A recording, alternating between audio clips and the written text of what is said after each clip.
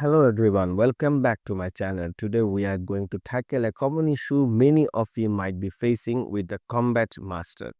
It is not opening properly. Don't worry, I have got you covered with some simple troubleshooting steps. First, ensure your graphics driver are up to date. Outdated driver can cause the conflicts and prevent the game from launching. Visit your card manufacturer's website to download and install the latest drivers. Next, verify the integrity of your game files. In Steam, right-click on the Combat Master, go to the properties and the local files and select the verify integrity of game files, and this will check for and fix any corrupted files. If the game still doesn't open, try adjusting the graphics setting. Lowering them can reduce the strain on your system and might resolve the issue. If we have overclocked, use the CPU or the GPU, try disabling it.